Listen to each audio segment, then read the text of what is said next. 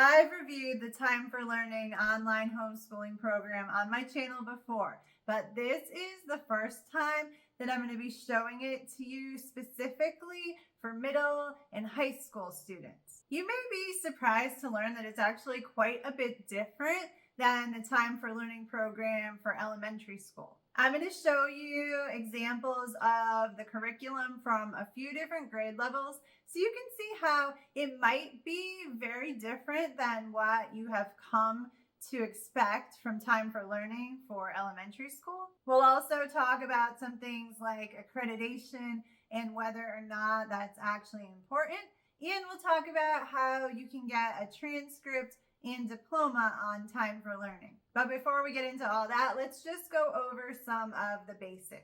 So when you go to sign up for Time4Learning, you will see that there are two different pricing levels. If you want the program for grades 6 through 12, which is what we'll be talking about today, then it is $39.95 a month plus tax. They do offer a 14-day money-back guarantee, and they are really good about getting you that refund if you end up trying it out and don't like it and cancel within that first 14 days. So even though they don't offer a free trial like some other programs, you can still test it out for 2 weeks and get all of your money back if you don't end up liking it. You can also save 30% off each additional student if you have more than one student to enroll. And if you want to save an additional $10 off when you sign up, I have the information for you on how to do that in the video description below. You can also add time for languages for an additional $59.95 for 6 months access. We won't be reviewing that portion of the program in this video, but I did recently review it on another video on my channel. It's basically just a slightly pared down version of Rosetta Stone. And so if you're already a Time4Learning customer, you would definitely save money purchasing it through Time4Learning rather than on its own. It's the exact same program that you get with Rosetta Stone. It just doesn't have the live classes. There may be some other slight differences, but it's essentially the same thing. You get to pick up to 7 courses included with your subscription, which seems like plenty to me, but if you do find that you want to add an additional course, then you will pay $5 more a month per course. So here are the courses you get to choose from. Here are the suggestions for each grade level, but you don't have to go by this. These are just guidelines. You can assign whichever course you want for each subject. The only thing is you have to pick either 6th, 7th, 8th grade, or high school. You can also choose from the lower grade levels, although obviously if you don't need any courses past 5th grade, you could just pay less and get the elementary version. So here's what they have to choose from for 6th grade, 7th grade, 8th grade, and high school. First, I'll show you a couple examples of lessons from 8th grade. You can also add time for math facts for no extra charge, but this is just to practice addition, subtraction, multiplication, and division. So that might not be something your child needs at this level. Even though it doesn't show you here, you can also review the scope and sequence for all of these courses. You can review this on their website before signing up, and you can also review it in your parent dashboard. And I'll show you where to do that in a minute.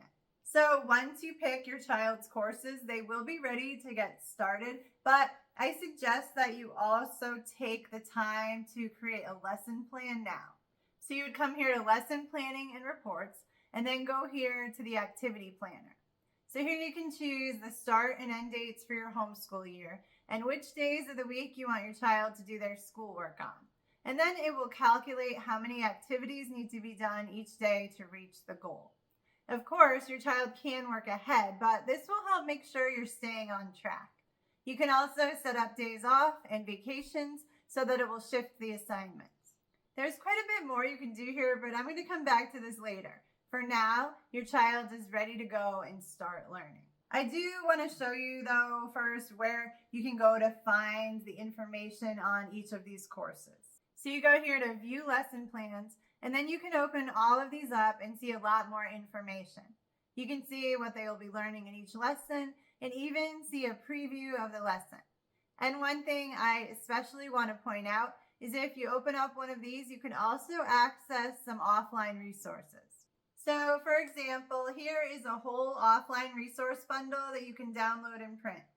Not all of the courses will have this, but some of the language arts courses do, so it's definitely worth checking out. Okay, so now let's get into the curriculum a bit, and after that, I'll show you a few more things that you can do as the parent on here. And then we'll talk about things like accreditation and diplomas and that sort of stuff.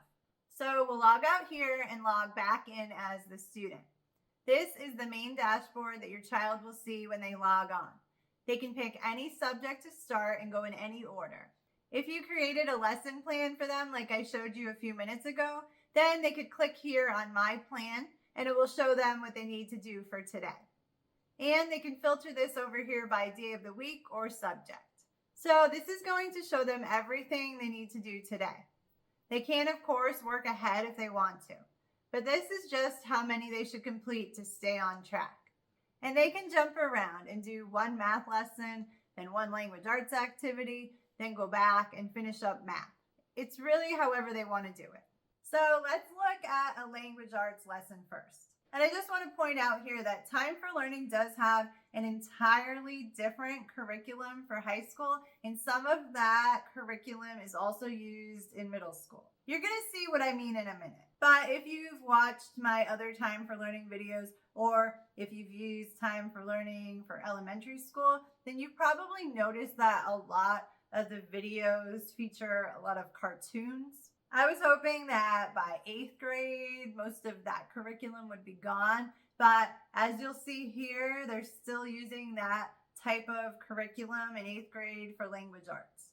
Most of these lessons are a mix of videos and multiple choice questions to answer. There'll also be practice exercises and quizzes. And the videos are not bad as far as teaching goes. They do a good job of explaining the concepts, although they can be repetitive at times. But for an 8th grader, they may be a little too childish. Let's just watch a little clip of a lesson now so you can see what I mean.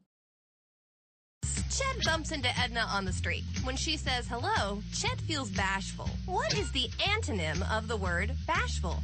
Careful, ashamed, confident? If you don't know what antonym means, just let me know.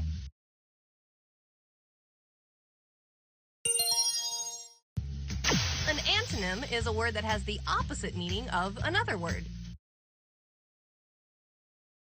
Hey there! Thanks for coming to the Old Time Word Show. I have some great guests today. Let's get started. Hey there! What have you brought to share with us today? Híjole, this word totally saved my life. I was swimming laps in the pool at the health club when all of a sudden I got this killer cramp in my leg. It was like I was no longer buoyant and I started to sink. Luckily, someone tossed this word to me and I was able to hang on to it until my leg stopped hurting. Wow, what a story. Your word is pronounced buoyant. All right, buoyant, mi héroe. Right on. The definition of buoyant is light and able to float. Well, I'm gonna be taking this word to the pool, the beach, and maybe even the bathtub. Good idea. And don't forget your nose plugs.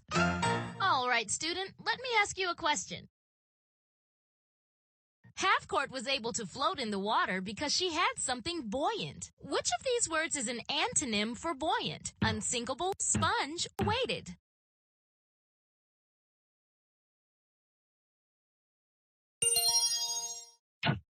Weighted.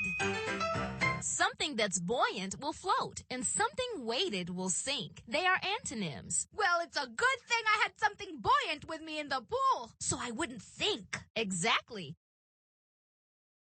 8th grade math is going to be similar. The videos have a slightly different style, but they're still what you think of when you think of the Time4Learning curriculum. Lots of graphics and slides and things like that. And just like with language arts, you'll have a mix of videos to watch with multiple choice questions, activities, and quizzes. But for the rest of the courses I picked here for 8th grade, I want you to notice how it says go to course rather than open activity. So for these courses, as well as all of the high school courses, you're not actually doing the work on Time4Learning. You're going to be brought to a completely separate website. All of these courses are actually part of the Imagine Learning platform by Edgenuity. So the curriculum is actually from that company. So if you have used Time4Learning before, this is going to be very different. You're going to be brought to this whole new platform to do your work. So here is the physical science course.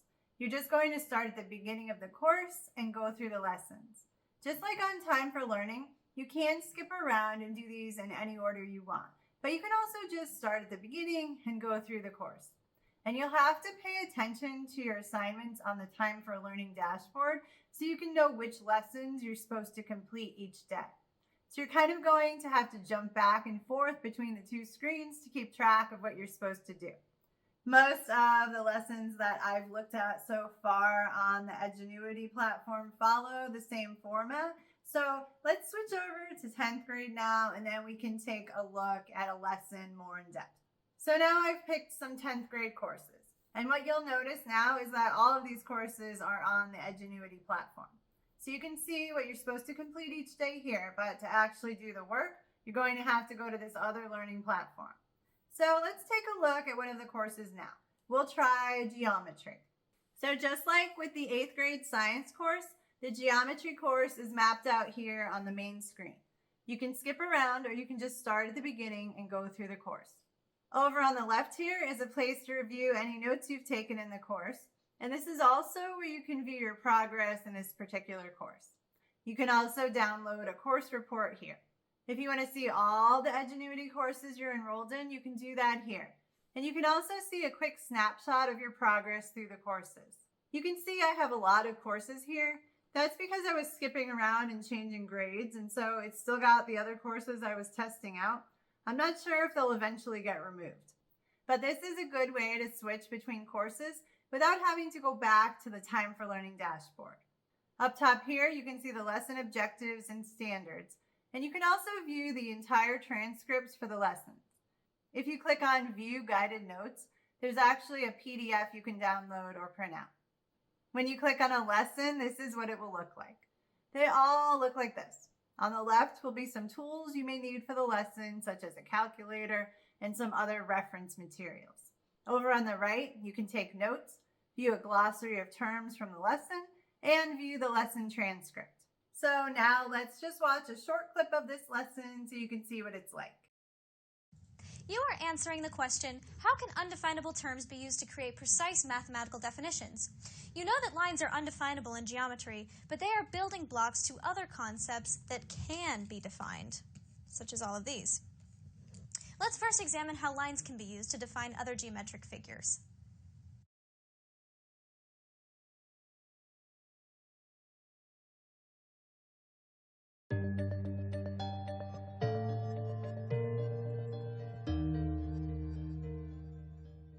How are the undefinable concepts of point, line, plane, and distance used to define other mathematical concepts precisely? Mathematical definitions must be precise in language, so they clearly represent the concept without ambiguity. They must also provide sufficient information to describe any variation of the concept, and they must include only the necessary information required to encompass the characteristics of the concept. Let's take a closer look at some mathematical definitions that use the undefined terms of point and line.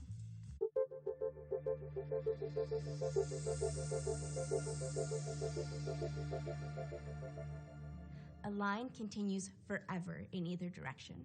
But what if we only considered a part of a line? For instance, what if we had a definite starting point and continued forever in one direction? Then we would have what is known as a ray. Let's label an endpoint.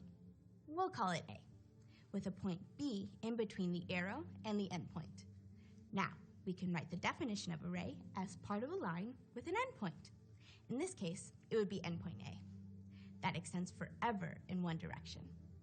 Rays must be named with the endpoint first, so this ray would be ray A, B. And notice the ray symbol above those two letters. Now, ray BA would be drawn like this. We would start out with the endpoint B and then extend forever in one direction and label a point in between as point A. Defining a ray requires the undefined terms of point and line. Because a ray extends forever in one direction, we cannot find a specific length of a ray. what if we had a definite beginning and a definite end to a piece of a line? This is called a line segment. It has 2 endpoints and can be measured for a specific length. The difference between array and a line segment is that array has only 1 endpoint, where a line segment has 2 endpoints. We'll label this endpoint C and this endpoint D, and we'll call it line segment CD. And notice, we have the segment bar, the line across over the 2 letters. So now we can define a line segment as a piece of a line with 2 endpoints and a specific length. Line segments can be named with either endpoint first. So this could be labeled as either line segment CD or line segment DC. Doesn't matter which one you choose. Like the definition of array, defining a line segment also requires the undefined terms of point and line. To define a mathematical concept, the definition has to be precise, include all sufficient information, and include only the necessary information. Sort the properties into those that apply to the definition of array and those that apply to the definition of a segment.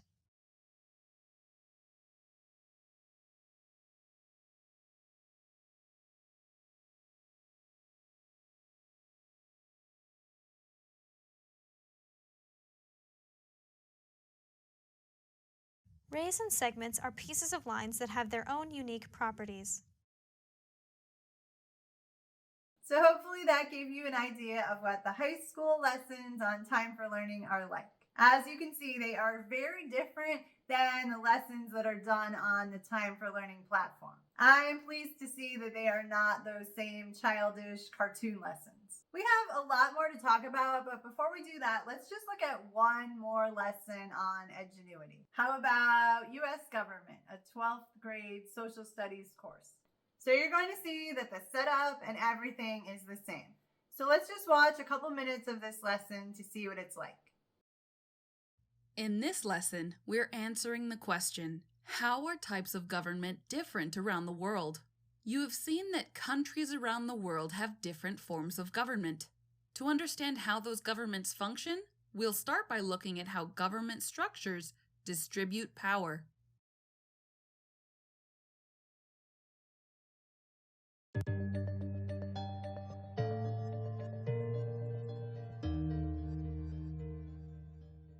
You already know that not every country has the same type of government. What are some of the differences? Well, one difference is how governments split up power. Governments tend to divide power using one of 3 basic structures, either the confederal system, the unitary system, or the federal system. Let's take a look at all 3.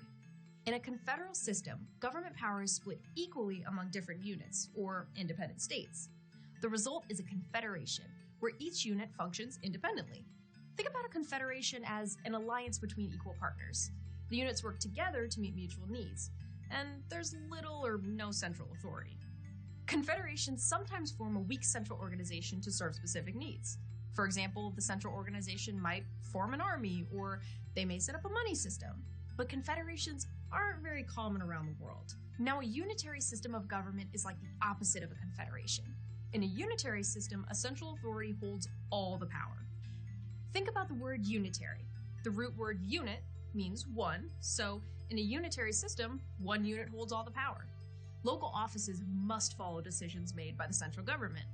Now, the federal system is one of the most common systems of government. In a federal system, government power is divided among different levels of government. Each state has some independence, but in a federal system, the central government and smaller units all influence each other. For instance, the United States uses the federal system. There is a central national government and 50 state governments, and the national government is referred to as the federal government because it heads the overarching government structure.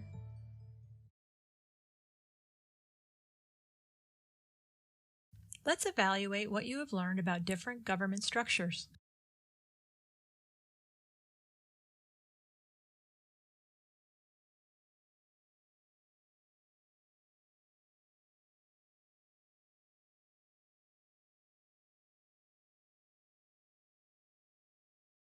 Remember, each structure provides a different amount of power to national, state, and local governments. Each structure of government divides power differently. Okay, so that's what the curriculum is like on Time for Learning for middle and high school. We'll talk about what I think about it in a minute and also talk about a few more things that I want to share with you. But first, let's just go back and see what else you can do on the parent dashboard. So here is the main dashboard. You'll see a little chart here of the time your child has spent working this week. And down here, you'll see how many activities they've completed. If you go here to Manage Students, this is where you can change the courses your child is enrolled in. You can do that by clicking here on Update Courses. You can also add time for languages or time for math facts here. And here you can set a time for how much time they get to spend in the game room, which I will show you in a minute. It's not that exciting. If you set this to 0, then they won't have access at all, or you can also make it unlimited. Up here under Lesson Planning and Reports is where you can view the lesson plans like I showed you already. It's also where you can add an activity plan or make changes to your current plan. If you click on Manage My Plans, you can update the dates for the school year and change the days of the week that you want your child to do their work. If you click here on Time Off, you can add breaks for a vacation or something like that so it will shift your assignments. If you click on Scored Activities, you can set a minimum passing score for each subject. If you click on Course Material, you'll be able to make changes to the curriculum. So pick any subject and click Edit, and then you can go through and uncheck anything you want here. But I do want to point out that while it will remove it from the Time for Learning dashboard, it's not going to remove it from Edgenuity. So your child won't see it as an assignment that they have to complete on Time for Learning, but the lesson will still be there on the Edgenuity platform. If you click up here on View Calendar, you can see what your child has assigned for each day. If you want to move things around, you can do that just by dragging and dropping the blocks here. And it's just a good way to see what your child needs to get done each day. If you go to Generate Reports, this is where you can get progress reports to print out. This updates once a day, so don't be surprised if you go to print one and it's missing the work they did for that day. So just put in your dates and pick what you want to see on the report, and it will generate a report for you.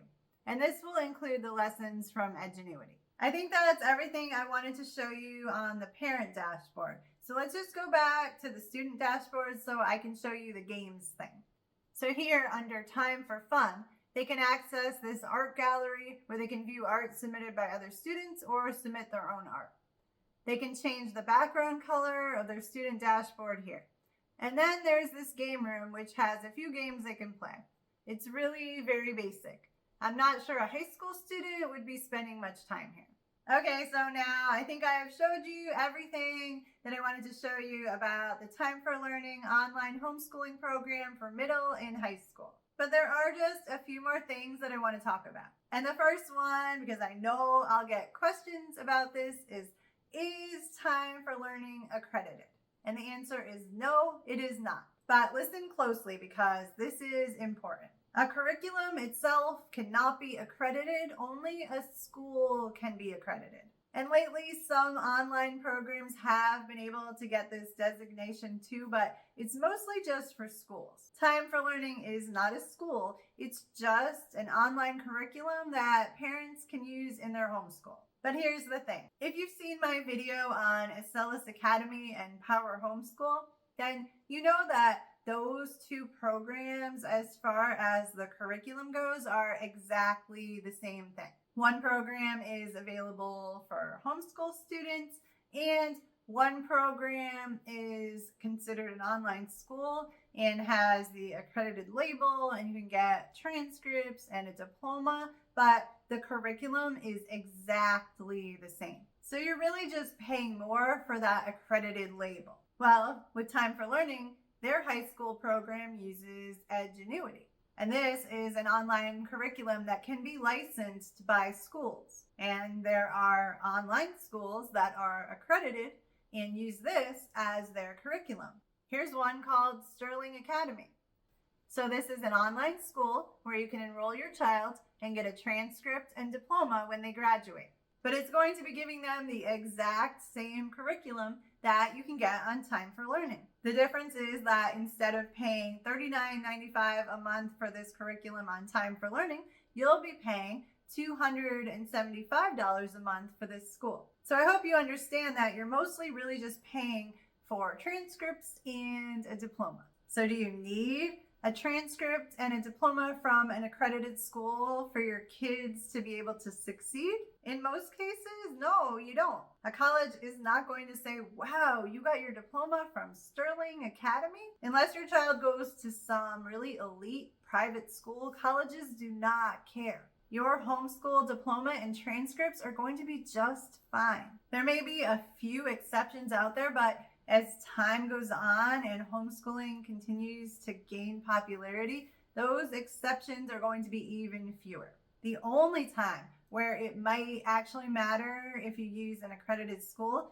is if your child may end up going back into public school after the start of 9th grade. So if you're thinking of homeschooling for 9th grade and then maybe having them go to public school for 10th grade, then this could be an issue. So if that's something that you're considering at all, then your best bet is to consult with the actual school that your child would be going to, because they really all have their own rules about this stuff. So if you understand that you don't need an accredited school and you choose Time4Learning, they do have a nice transcript template for you here that you can edit and save and print off and use as your official high school transcript. They also have several diploma templates for you. And in my opinion, that's really all you need. It's nothing fancy, but you could certainly have it printed on some nice paper if you wanted to. So now you may want to know what is my opinion on the Time4Learning online homeschooling program for middle and high school. So here's what I think. As far as online curriculums go, this seems perfectly fine. I like that there are real people in the videos and that they're not too long and that they break things up by having questions to answer in the middle of the lessons rather than watching a whole entire video and then just doing all the questions at the end. I just really like when it gets broken up like that. It helps not to be so boring. I did notice that if you start a video, you can go to another tab in your browser or another program on your computer and the video will still keep playing. So that may be a problem. There also were some times when the audio didn't quite line up with the video. Although if I just went back a few seconds, it would usually fix it. But these are just minor things. I do like the curriculum and I'm happy to see that they have gotten away from that more childish, cartoonish curriculum that they used in elementary school, although I'm sorry to see that it's still being used for a lot of the middle school classes, and I'm not sure if an 8th grader is going to watch those types of videos. But for high school, I do think the curriculum is solid, and it's definitely on par with a lot of other online homeschooling programs and online high schools out there. So if that's the type of thing you're looking for, then I think Time4Learning would be a really good choice, and it's certainly less expensive than going with an online high school, which very well may be using the exact same curriculum anyway. I really hope this video helped you to understand the Time4Learning online homeschooling program for middle and high school. If you have any questions, please let me know in the comments and I will be happy to answer. And if you do decide to try this program, don't forget to check the video description for that $10 off coupon. And if you found this video helpful, I would really appreciate it if you would let me know either by giving the video a like or leaving me a comment. It really does mean a lot. Thank you so much for watching.